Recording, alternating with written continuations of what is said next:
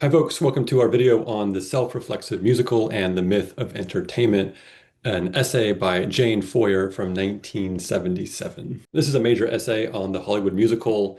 It's one of the most canonized essays you'll find in collected volumes on genre and the musical. And if you want a kind of more developed version of the argument, check out Jane Feuer's book from 1982 called The Hollywood Musical. This essay we're looking at is more or less a blueprint for the expanded ideas you'll see in this short but really great book. Okay, so I think the first thing we need to do is define what Feuer means by the self-reflexive musical. By using the term self-reflexive musical, she's really just coming up with a more precise name for the casual term backstage musical. It's a musical about putting on a show. And Jane Feuer starts her essay by saying, hey, a lot of Hollywood musicals have this format. You can see it in the 1930s Busby Berkeley musicals, Footlight Parade, Gold Diggers of 1933, 42nd Street, Dames. They all have this format. You also see it in a Fred Astaire and Ginger Rogers musical from the 40s, Shall We Dance? And most importantly, you see it prominently in these three movies from the 1950s that Jane Feuer examines closely in her article, Singin' in the Rain, The Band Wagon, and the Barkleys of Broadway. Importantly, in the 1950s, though we might consider the 50s still part of the classical Hollywood era, this is a different period from the 1930s and the 1940s when it comes to the musical as a popular genre. By the 1950s, the heyday of the musical had waned. And so these movies have a kind of nostalgia for what once was. My wife used to go to see all of his pictures. Well, he was good 12, 15 years ago, but the columnists out there say he's through. Yeah. Through. And that sense of nostalgia, of recuperating the greatness of what is now lost, is something that's really important to what Jane Feuer wants to argue about the self-reflexive musical. Okay, so the first question we might ask alongside Jane Feuer in her essay is, why is the self-reflexive or backstage musical a popular subgenre? So she asked the question, why is this backstage format so popular? She says, well, maybe because these musicals fulfilled a need for verisimilitude. Perhaps the audience felt more comfortable viewing musical numbers within the context of a show than seeing fairy tale queens and princes suddenly feel a song coming on in the royal boudoir. This is kind of a throwaway point for Feuer, but I think it's a really important point if you're just new to the study of musicals as a genre. She's basically acknowledging something that anyone who just starts to watch musicals for the first time is going to notice, which is that musicals are weird. What I mean by that is that the musical as a genre has this very strange convention in which people, when they're overwhelmed by emotion, suddenly burst out into song. Music begins to accompany them as if coming from nowhere. And it's just taken as normal to the rules of the world of the musical that this just happens. It's one of the reasons that there actually is like a TikTok trend called when characters in musicals transition from speaking to singing, that everyone here is making fun of that abrupt change that happens in musicals, noticing how strange it is. It's 1:30 already. It's morning. Yes, and what a lovely morning. Good morning. Good morning. People just won't let them alone, will they? No. I don't know how they stand it. I'll go my way by. That fundamental strangeness or weirdness about the world of a musical is what Jane Feuer is suggesting the backstage musical mitigates. What Feuer is saying is that the backstage musical format motivates a lot of the song and dance diegetically, which is to say, the story is about people singing and dancing. And so a lot of the song and dance doesn't have to be that weird song and dance. It's actually song and dance for an audience in the world of the film. So that's what a self-reflexive musical refers to, and that's one maybe reason why it happened to be a popular subgenre for the screen musical. Now let's tackle this term, the myth of entertainment. What is the relationship between self-reflexive musicals and the myth of entertainment, what she calls the myth of entertainment? Feuer says that in these musicals, entertainment is mythified. And she means a number of things by that, but the most important element of myth here is that a myth is a story that explains phenomena, but the myth is false. That is, a myth is rarely a true or factual account of events, but is rather a socially created story to explain some phenomena. So by saying that entertainment is mythified, she's saying that entertainment is shown as having greater value than it actually does. There is something false about the musical's representation of itself as entertainment and the musical's representation of entertainment. So the primary way in which the myth of entertainment, according to Feuer, is treated in the musical is through an oscillation, a back and forth between what she calls demystification and remythicization. So entertainment undergoes a process of being demystified and made into myth once again. And I want to show you just a few basic examples of how that works in the movie Singin' in the Rain. Singin' in the Rain is a movie about show business. It happens to tell the story of the silent to sound transition in Hollywood in the late 1920s. And specifically, it's about a set of characters who are tasked with saving a movie and the studio that makes it by turning it into a musical. Dueling Cavalier is now a musical. Hot dog! Hallelujah! Now, all over this movie, you're going to see demystification, which for Feuer just means moments in which you see all of the stuff behind the magic of movies, all of the labor, all of the technicality, all of the technology. She says, the myth of entertainment is constituted by an oscillation between demystification and remythicization. The surface function of these musicals is to give pleasure to the audience by revealing what goes on behind the scenes in the theater or Hollywood. That is, to demystify the production of entertainment. But the films remythicize at another level that which they set out to expose. So a simple example of that in the movie is a scene in which Don Lockwood, the protagonist played by Gene Kelly, woos his love interest in a soundstage. And as he woos her in the soundstage, we, the audience, are shown all of the movie magic that is usually behind the camera. In this scene, he is using to woo her, but also the movie itself uses to woo us to fall in love with the movie. So Feuer says, in You Were Meant for Me, the exposure of the wind machine figures prominently in the demystification of romantic musical numbers. Yet in a dialogue scene outside the soundstage, just prior to this number, Kathy's scarf had blown to the breeze of an invisible wind machine. Right, so the self-reflexive musical is going to expose the inner workings of entertainment, how entertainment is made, in order to give us the satisfying investigative pleasure of seeing how it's all made.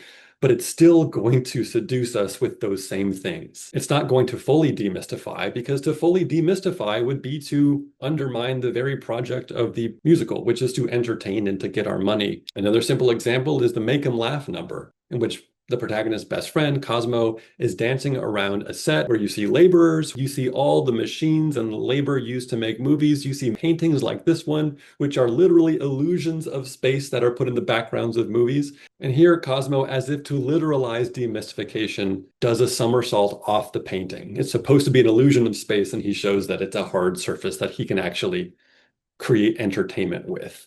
So if the space and action of this musical number is all about demystification, the lyrics and theme of the musical number is Make 'em Laugh. The show must go on. What's the first thing an actor learns? The show must go on. Those two things are hanging in tension, demystification and remythicization. Here's another simple example in the opening of the movie. We're at a premiere of the protagonist's new film, and he's asked a series of questions about his life, about going to school at refined conservatories, about being interested in the high arts. Schools, including dancing school. That's where I first met Cosmo. But the film reveals the truth to us, which is all about a celebration of low art, of vaudeville, of stage culture, of struggling. So you might say the opening of that movie is doing that oscillation between demystification and remythicization. It's demystifying because it's saying that movie stars like this one is lying. He's lying to the people. It's all marketing. But at the same time, there's a certain allure to the truth that the movie is telling us. The movie is giving us privileged knowledge. Don's talent is raw, unpretentious, untutored. And so one of the big takeaways that Feuer gets from all this, and she says this at the very end of her essay, is to say that self-reflectivity or self-reflexivity as a term has been applied to aesthetically or politically radical films that react against so-called classical narrative cinema by interrogating their own narrativity. The MGM musical, however, uses reflexivity to perpetuate rather than to deconstruct the codes of the genre.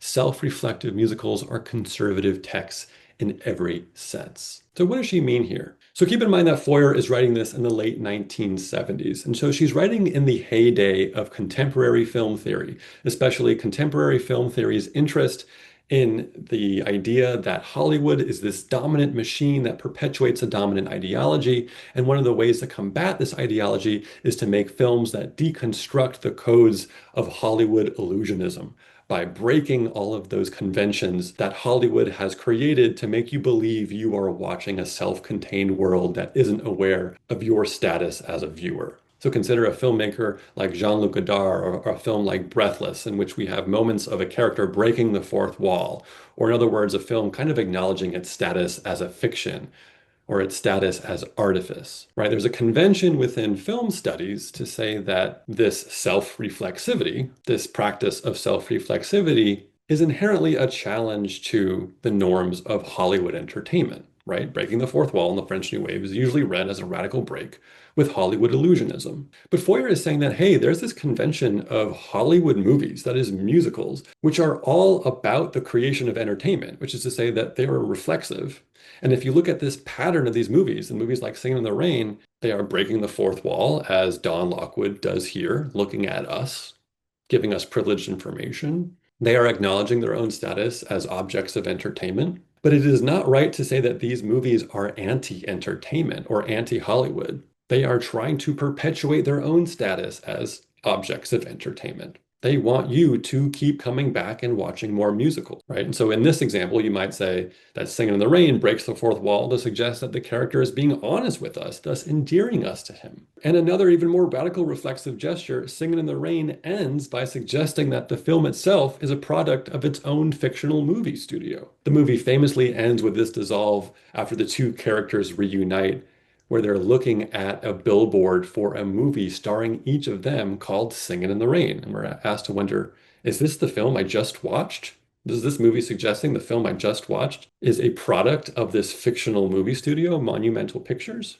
Well, in a way, the answer is yes. So Feuer would ask, why would these MGM musicals, these self-reflexive musicals from the 1950s, need to perpetuate a myth of the MGM musical? Feuer says, faced with declining attendance due to competition from television, the studio could suggest through Singin' in the Rain that making musicals can provide a solution to any crisis of technological change.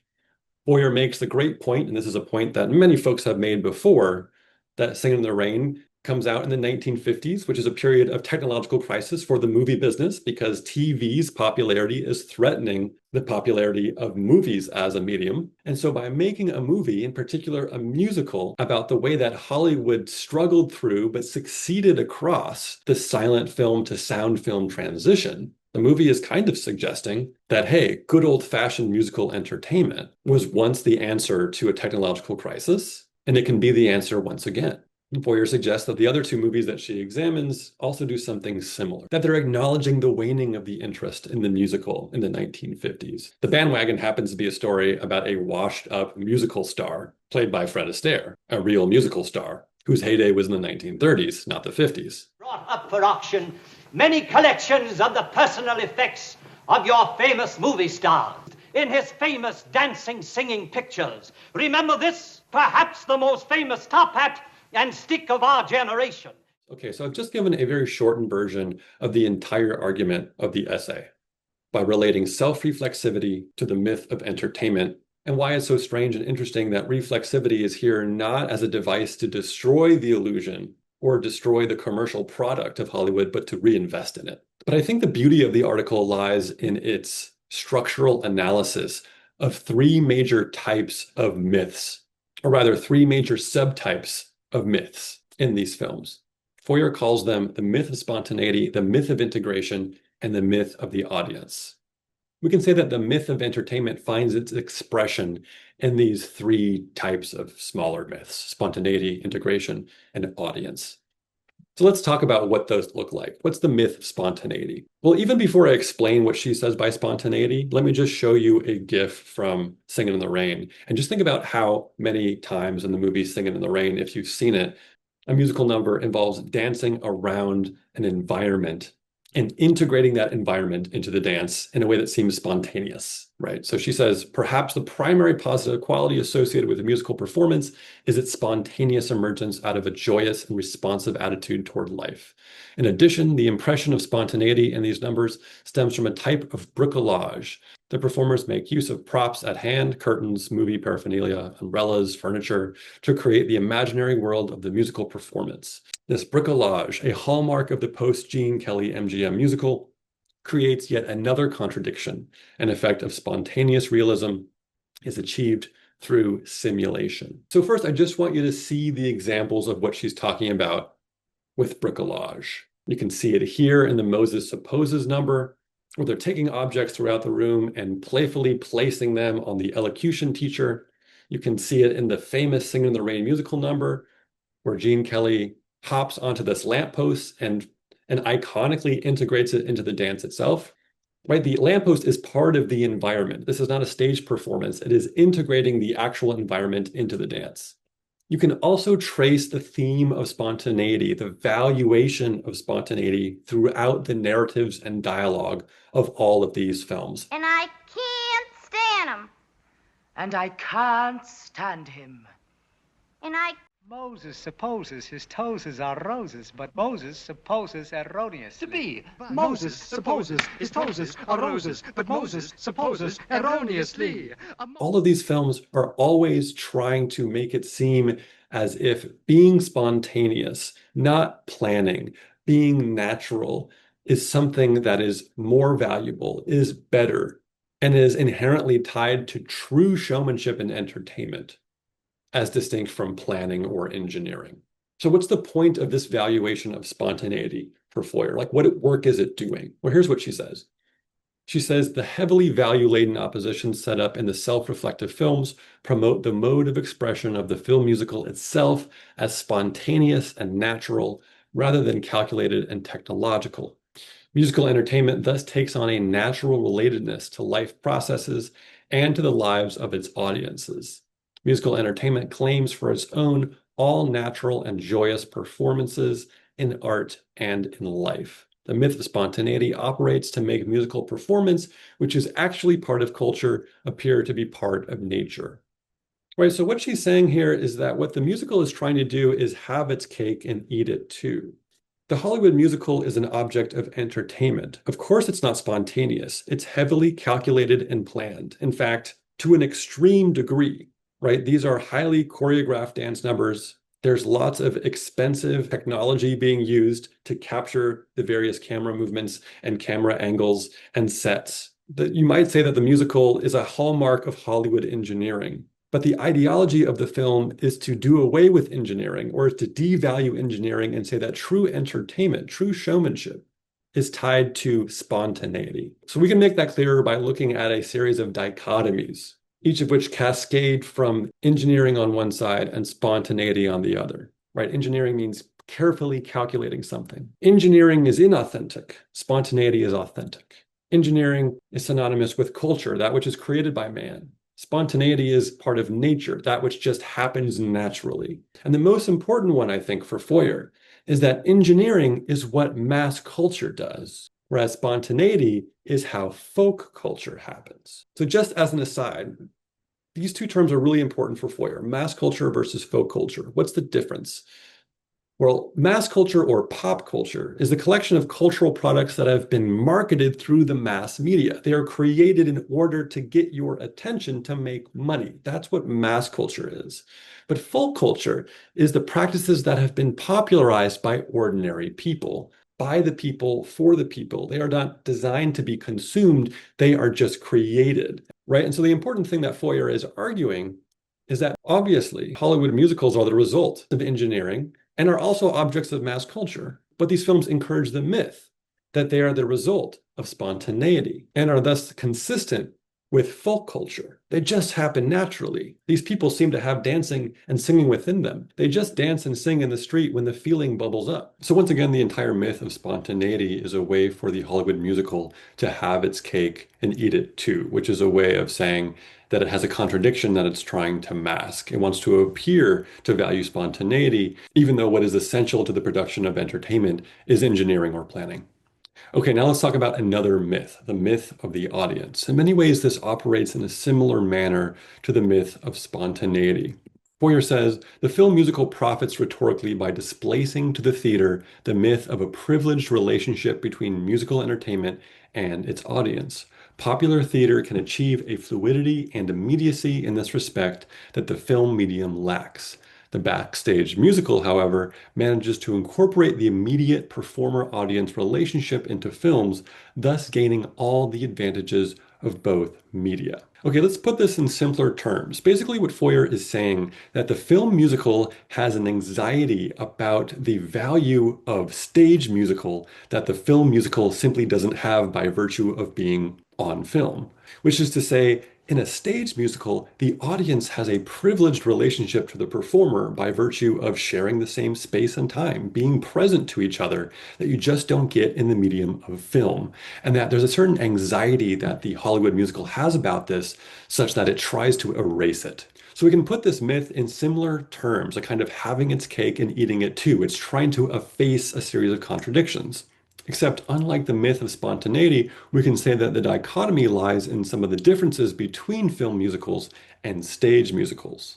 Right? In film musicals, performers are not present to the audience. The audience is passive. The performance is canned, or it's literally recorded. The performers might be said to manipulate the audience because everything is calculated in order to appeal to a mass audience, since the audience is not going to be literally there in front of them. They can't react to them. And once again, this all points to what we understand to be the difference between mass culture and folk culture. This is a product tailor-made for a mass audience, people who the performers literally are not seeing in front of them.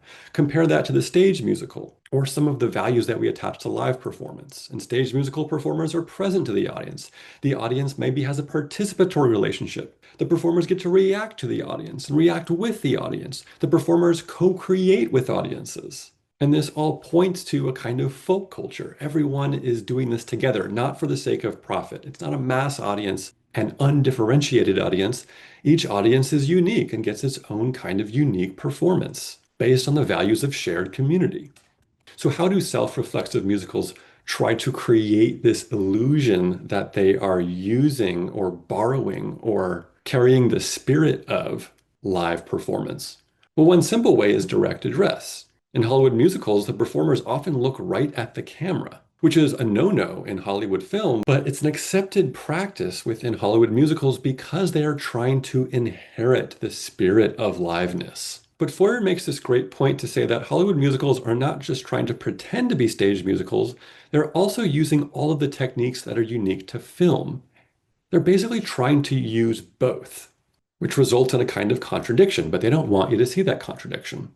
So for example, sometimes musical numbers will begin as if on an actual stage within the world of the film, with an actual or diegetic audience in the world of the film. But then very subtly, the musical number will show you angles that no person in the audience could have seen. It will use all of the techniques of camera movement, camera angle, and editing that are not available to an audience watching a performance on a stage. And this is more or less a technique inherited from the 1930s Busby Berkeley musicals, where the performances took place on an actual stage within the world of the film, but they had these wild camera angles that could only be achieved with the magic of movies. Another technique that Feuer talks about is a kind of merging of film audience and theater audience, right? She says that these films want the real audience of these movies to feel as if this is an intimate relationship between audience and performer. So what these films will do is they will create surrogate audiences in the film that the viewers in the real movie can identify with. So Feuer makes the great point that the Make 'em Laugh musical number begins with Dawn, the protagonist, being the surrogate audience for Cosmo's performance. We even get this kind of pseudo over-the-shoulder wide shot to make it seem like he's presenting the number to him. But very soon we'll slip back into that filmic quality where he's performing to the camera. Again, it's having its cake and eating it too. And perhaps a third aspect of the myth of the audience to create that intimacy that is unique to stage musicals is that in self-reflexive musicals, the audiences are often portrayed as participatory and spontaneous. Feuer says, MGM musicals make use of natural, spontaneous audiences that form around off-stage performances. Audiences in the films suggest a contagious spirit inherent in musical performance, related to the suggestion that the MGM musical is folk art. The audience must be shown as participating in the production of entertainment. So you'll see in these movies all kinds of musical numbers in which spontaneous performances also have spontaneous audiences. They're not calculated, they're not designed for profit, they are part of the natural entertaining stuff of life. So Make 'em Laugh is a great example of this, where Dawn, the protagonist, is a kind of makeshift, spontaneous, impromptu audience. Same thing with the elocution teacher in Moses Supposes. He just happens to become an audience when his two students start to perform an impromptu number in front of him.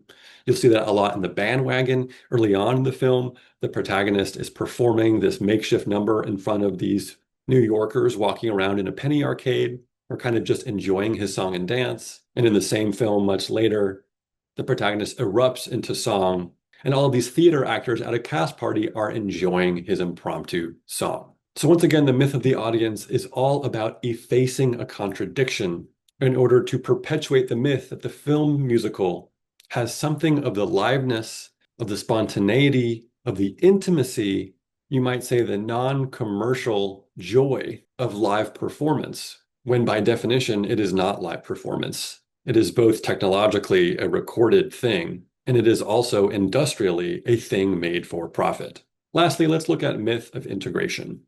The myth of integration, I think, is the hardest one to define, partly because Feuer doesn't do that much work to define it. And it's also the vaguest of the three myths, and that's why I'm leaving it till the end. But I think these couple sentences best summarize what she means by integration. She says, the self-reflective musical asserts the integrative effect of musical performance. Successful performances are intimately bound up with success and love, with the integration of the individual into a community or a group, and even with the merger of high art with popular art. So really the best definition of integration for Feuer is just taking two things that are opposed and kind of putting them together in an impossible way. So logically, it's rather similar to what the myth of spontaneity and the myth of the audience are doing. But the examples she uses are these: that the self-reflexive musical integrates beautifully private life and public life, which in these films means the private life of attaining a romance and the public life of putting on a show. Feuer notes that some earlier backstage musicals before these 1950s ones put these things at odds. And a more recent musical like La La Land is explicitly putting these two things at odds. But these 1950s musicals, which are really sincerely trying to invest in the beauty of the musical as a form, are trying to say that the musical solves all problems. And so the romantic subplot and the professional plot of putting on a show are mutually bound up with each other in a positive way. She also says that these self-reflexive musicals integrate the diegetic audience with the actual audience. And one of the examples she uses is when the movie Singin' in the Rain dissolves to a billboard for the movie Singin' in the Rain, which is this weird paradoxical thing if you think about it, but on a surface level, it's trying to collapse the distinction between the people loving musicals in the movie and you, the audience, loving the musical that you're watching. The third kind of integration, I think, is the most important one. It's the integration of popular art and high art. And this is one of the great points that Feuer makes, because if you look at these three films, Barkleys of Broadway, The Band Wagon, and Singin' in the Rain, one of the most overt values that they share is that these films acknowledge a tension between high art, maybe represented by ballet or the theater, and popular art, usually represented by musical comedy, the musical, or in the case of Singin' in the Rain, cinema. And each of these films makes a very clear case that popular art and high art can be integrated, or that in essence, they're not that different at all. This is the thesis of the song That's Entertainment from the Band Wagon. A gay divorcee who is after her ex. It could be Oedipus Rex, where a chap kills his father. And it's also, in a way, the thesis of the movie Singin' in the Rain, where Don Lockwood, who is a movie actor in the silent era, and his love interest, who is a theater actress, someone who uses her words. But the personalities on the screen just don't impress me. I mean, they don't talk, they don't act, they just make a lot of dumb shows. They come together in romantic union in a way symbolizing the professional goal of the film, which is to merge silent film, that is wordless pantomime, with the words of the stage to create talkies or sound cinema, right? So the myth of integration is to say that these dichotomies, which have long denigrated musical entertainment as one thing, maybe it's not as sophisticated as art, it is calculated, unlike life or the pursuit of love, that those dichotomies can come together. So Feuer says, everyone knows that the musical film was a mass art produced by a tiny elite for a vast and amorphous consuming public. The self-reflective musical attempts to overcome this division. It offers a vision of musical performance originating in the folk generating love and a cooperative spirit that includes everyone in its grasp and that can conquer all obstacles. So I love this point from Feuer. The truth of the musical is that it is not only mass art, but it's mass art produced by a tiny elite. But the myth of integration is to say that no, the musical and entertainment in general is for everyone. And in a way, it is produced by regular folks, part of the same community as you and me, which is markedly not true. So if I were to summarize these ways of thinking about the musical across these three myths, which I think is the most important part of the article, I might put it this way, and these are my words, not Feuer's.